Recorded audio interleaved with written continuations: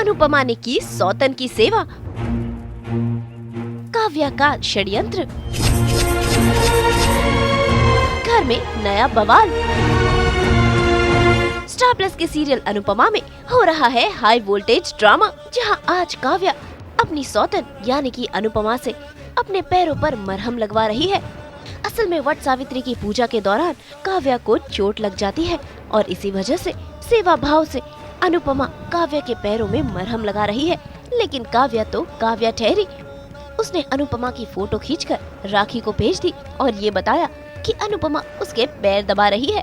खैर, ये बात अनुपमा को पता थी। हो गया, अब तुम्हें दर्द नहीं होगा और दवा की तुम्हें जरूरत नहीं पड़ेगी।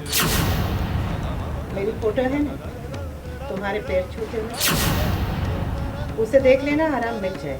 लड़ना है तो लड़ो, पर तभी जब सामने वाला भी लड़ाई करना चाहे, वरना अकेले अकेले मैदान में तलवार लेके उतर के यहाँ वहाँ कूदने का क्या फायदा। आप ये सीन देखेंगे, इसमें काव्या के पैर में चोट लगी है और अनुपमा से कहती है बाम लगा दो। तो पहले तो अनुपमा इज़ लाइक के ये ऐसे कैसे कह सकती है, लेकिन बाद में देखती है उसे स्ट्रगल के, तो अनुपमा का दिल जो है मोम का है, तो उसे बाम लगाने लगती है। लेकिन काव्या भी काव्या वो फ़ोटो खींच के राखी दवे को भेजती है। तो उसके बाद फिर उसे लगता है कि अनुपमा को पता नहीं है, लेकिन अनुपमा वही कहती है फ़ोटो खींच ली कि और खींचनी बाकी है। उसे पता ज़रूर, कहती है कि मैं तुम्हारे पैर नहीं छू रही थी, मैं सेवा कर रही थी, और सेवा भाव का मजाक उड़ाना अच्छा नहीं है। हाँ, ये एक किस्म से एक सीख है कि अगर कोई सेवा के नाम पे आपके लिए कुछ अच्छा करता है, आप उसका मजाक ना उड़ाएं। तो अनुपमा के through her I think episode में अगर आप देखें, कुछ एक हाथ ऐसी लाइन आती है जो gives you a life lesson.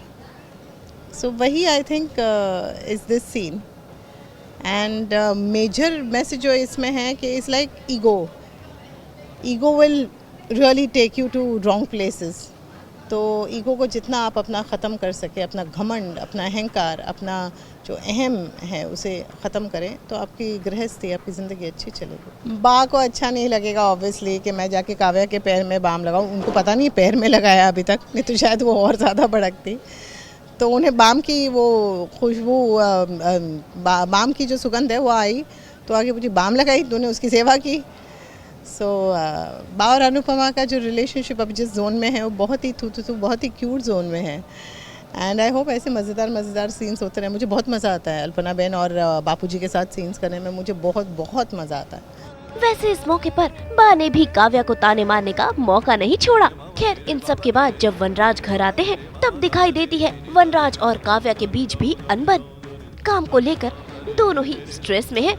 तो काव्या जी जो है, उन्होंने एक वट सावित्री की पूजा होती है, तो वट वृक्ष होता है, तो उसकी पूजा की जाती है पति की लंबी उम्र की कामना करने के लिए। तो वो काव्या जी ने पहली बार अटेम्प्ट की, तो वो करते करते उनके पाँव में मोच आ जाती है और उस वक्त उन्हें अनुपमा संभालती है। तो फिर वहाँ से वनराज उनको घर में लेके आते हैं। तो वो इस वक्त वहाँ पे उसी सिचुएशन में बैठी हुई थी, आराम कर रही थी, और मैं ऑफिस उनको यहाँ पे छोड़ के ऑफिस जाता हूँ, फिर वापस आता हूँ।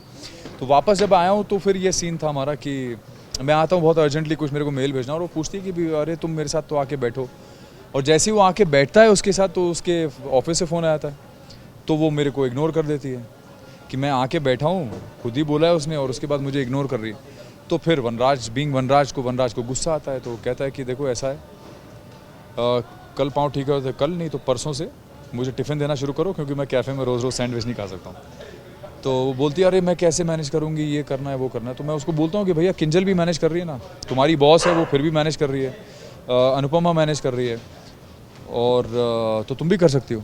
तो वो उसी बात पे आर्गुमेंट एक चल रहा था, और उसको मैं बताता हूँ कि भैया nobody has a problem with you keeping a maid, but if you want to keep a maid, तो एक ढंग की मेड रखो जो अपना काम करे और जाए, ना कि घर में सबकी सुन के एक दूसरे की इधर की उधर करके आग लगाने की। भाई इतना ड्रामा कम था कि दूसरी तरफ सभी घर वालों के सामने शुरू हुआ नया ड्रामा। काव्या ने किया हंगामा वनराज की नई नौकरी को लेकर, क्योंकि उसे नहीं पसंद कि वनराज कैफे में काम करे। लेकिन इस बात पर सभी घर वालों ने वनराज का साथ दिया और उल्टा काव्या को ही खरी खोटी सुना दी।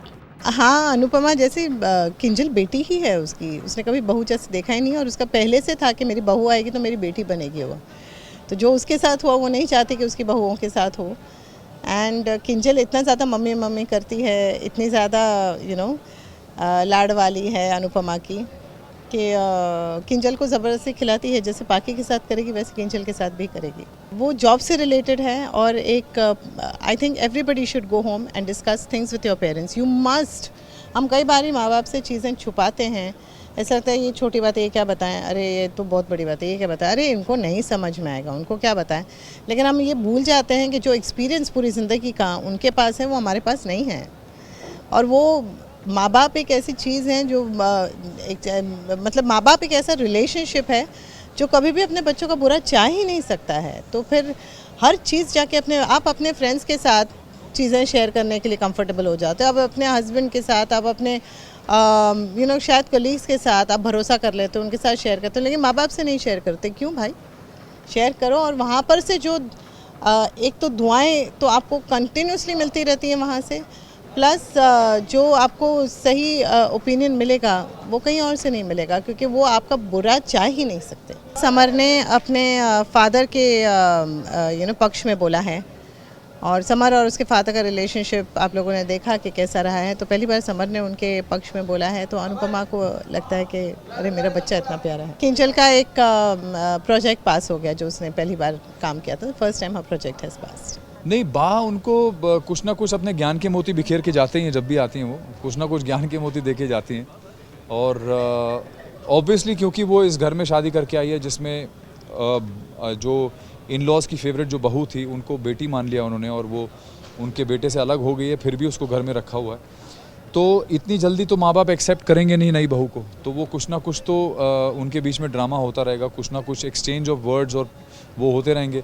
तो उसी के चलते जो है वो जो है उनको बीइंग तो कुछ ना कुछ हमेशा बोल के जाती हैं, कुछ ना कुछ ज्ञान की मोती बिखेर के जाती हैं। कैफ़े में इतनी हाई प्रोफाइल जॉब करने के बाद अभी तुम कैफ़े में कर रहे हो, तो उससे कुछ नहीं होने वाला। You were used to doing a high profile corporate job, और अब तुम ये कैफ़े में ऐसा कुछ नहीं होता, ऐसी नौकरी करने से कुछ नहीं होता। तो वो बात मुझे बहुत छूने हुई। काव्या बीइंग काव्या, उसको लगता है कि यार हमारे स्टेटस का, हमारे उसका क्या होगा जब लोग सोचेंगे, देखेंगे कि यार अरे वनराज शाह कैफ़े में काम कर रहा है। तो वो सब उसके दिमाग में भी बहुत सारे सवाल हैं और बार बार निकल के आते हैं वनराज के सामने। तो यही सब चीज़ें हैं, यही कॉम्प्लिकेशंस हैं जिनसे वो डील कर रहे हैं अभी एज अ कपल भी आफ्टर शादी। आगे का ट्विस्ट एंड टर्न तो मुझे भी नहीं मालूम है, क्योंकि आगे का ट्विस्ट एंड टर्न जो है वो राइटर्स के दिमाग में है, अभी तक वो पेपर पे उतारा नहीं गया। बट क्योंकि अब माहौल ऐसा क्रिएट कर दिया है राइटर्स ने, इतने ब्रिलियंट हमारे राइटर्स हैं कि वो ऐसा माहौल क्रिएट कर देते हैं कि उसमें ड्रामा का स्कोप बहुत बढ़ जाता है। तो अभी इस वक्त क्योंकि एक छत के नीचे सब लोग हैं, काव्या भी इसी छत में है, अनुपमा भी इसी छत के नीचे है, सब लोग इसी छत के नीचे हैं, तो ड्रामे का बहुत ज़्यादा स्कोप है, तो ड्रामा अभी आगे और बढ़ेगा। भाई इन सब टेंशन के माहौल के बीच खुशखबरी तब आती है जब किंजल को मिलता है प्रोजेक्ट, और सभी घर वाले खुश हो जाते हैं। भाई ये खुशी तो कुछ पलों की है, क्योंकि कहानी में ट्विस्ट तो आते रहेंगे। निधि चौरसिया, मुंबई आज तक।